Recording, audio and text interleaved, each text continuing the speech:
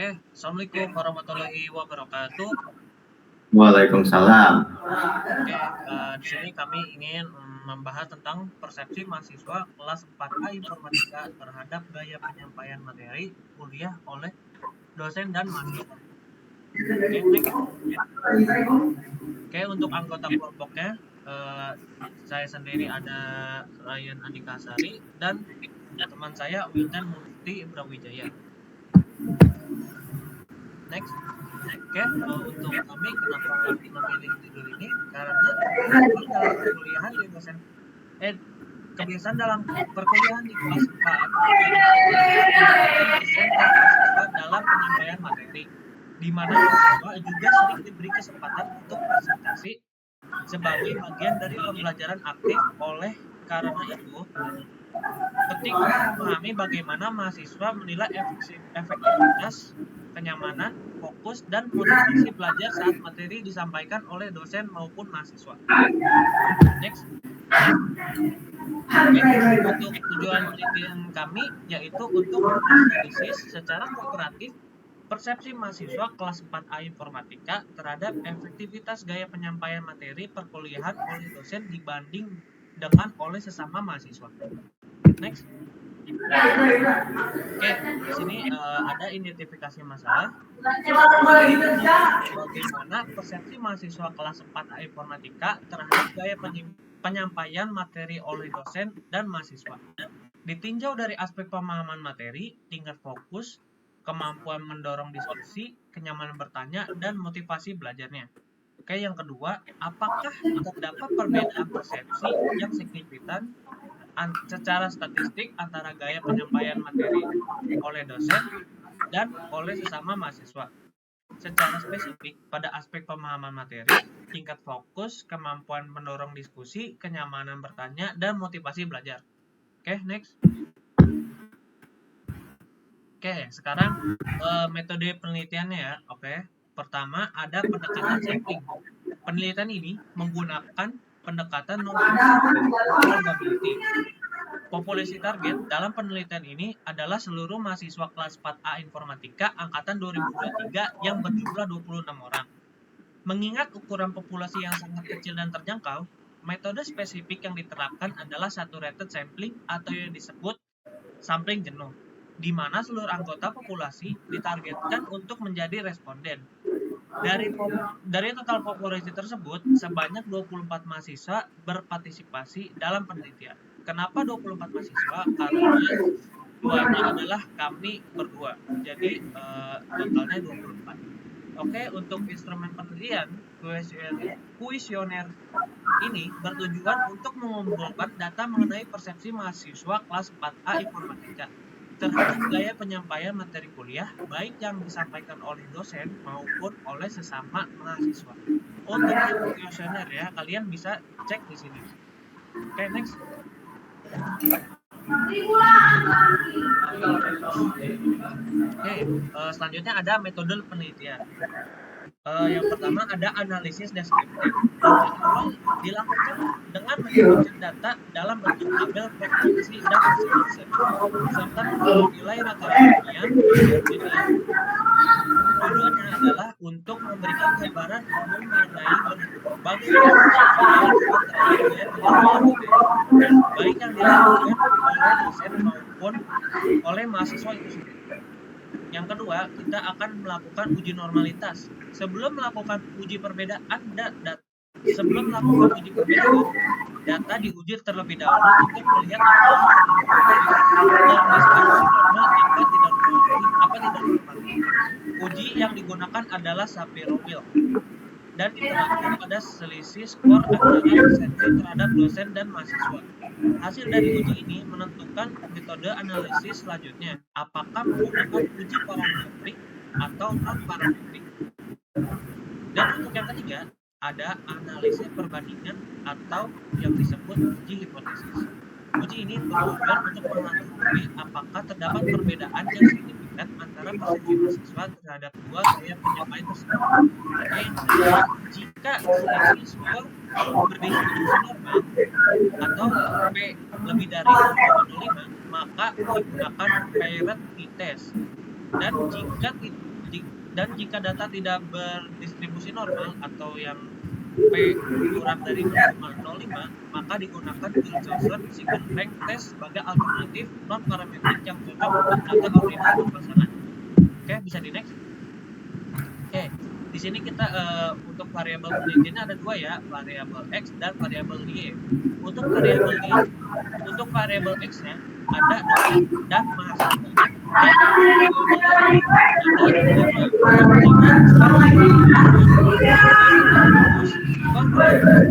Skor kenyamanan bertanya dan skor motivasi belajar.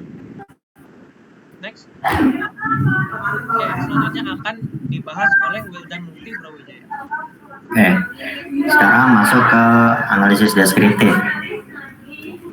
Pertama, ini adalah bagian dari frekuensi beserta visualisasi datanya. Ini untuk pertanyaan pertama, karena ini pair berpasangan, ini dihitungnya satu nomor. Saya merasa lebih memahami materi ketika disampaikan oleh dosen dibanding mahasiswa, dan sebaliknya oleh mahasiswa dibanding oleh dosen. Dilihat dari grafik ini, diagram batang ini, maka responden kebanyakan lebih setuju jika mereka lebih paham materi jika yang menyampaikannya adalah dosen dibandingkan yang menyampaikan oleh mahasiswa. Pertanyaan kedua, saya cenderung lebih fokus saat mendengarkan penjelasan dari dosen dibanding dengan penjelasan dari mahasiswa. Nah, di sini juga masih sama, kebanyakan lebih fokus mendengarkan materi jika yang menjelaskan materi adalah dosen. Selanjutnya, pertanyaan ketiga, presentasi dari mahasiswa mendorong saya untuk lebih aktif berdiskusi di kelas.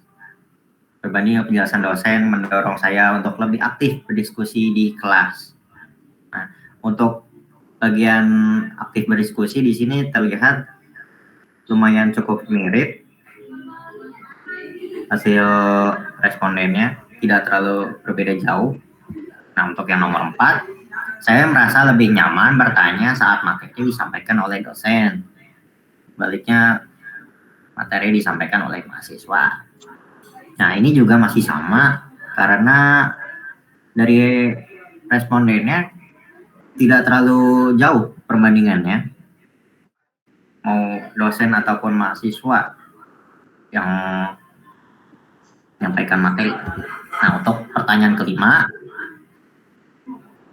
saya lebih termotivasi untuk belajar setelah mengikuti kuliah yang dijelaskan oleh dosen, bandingkan dengan saya lebih termotivasi untuk belajar setelah mengikuti presentasi dari mahasiswa. Di sini kelihatan kalau responden lebih menyetujui mereka termotivasi belajar jika kuliahnya dijelaskan oleh dosen dibandingkan oleh mahasiswa. Oke. Nah, ini untuk contoh perhitungan dari mean, median, modus, dan min max. Sebelumnya, dari pertanyaan tersebut, tadi kan ada 4 skornya. Jadi untuk sangat setuju 4, setuju 3, kurang setuju 2, tidak setuju 1. Nah, untuk meannya, hasilnya 2,25.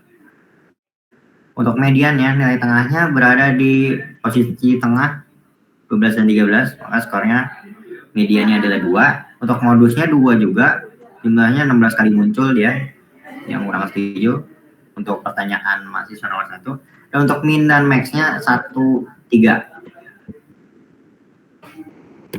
Nah, ini untuk keseluruhan.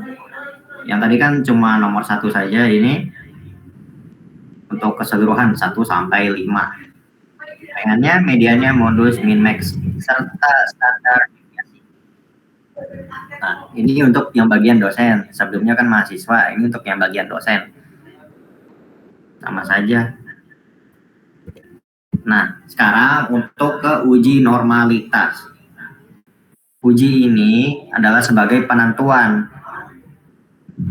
apakah yang nantinya dipakai tes Pearty test atau Wilcoxon Sign Rank test.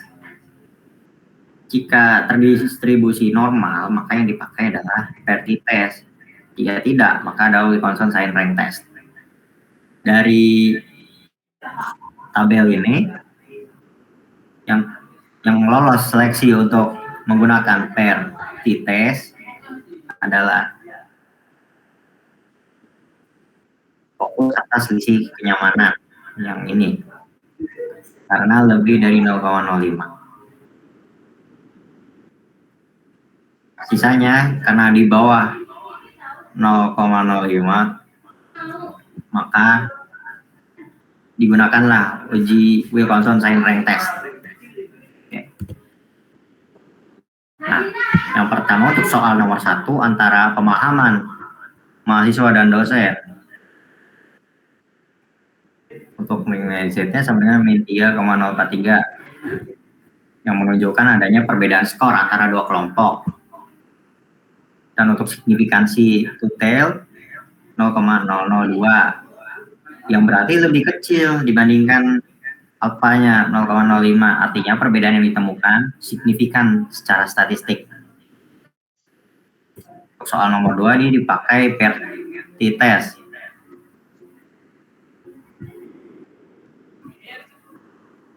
Untuk nilai T-nya 4,337, derajat kebebasannya 23, dan signifikansinya 0,001. Nilai ini jauh lebih kecil dari alfa ya, 0,05, sehingga signifikan secara statistik. Nah, untuk yang nomor 3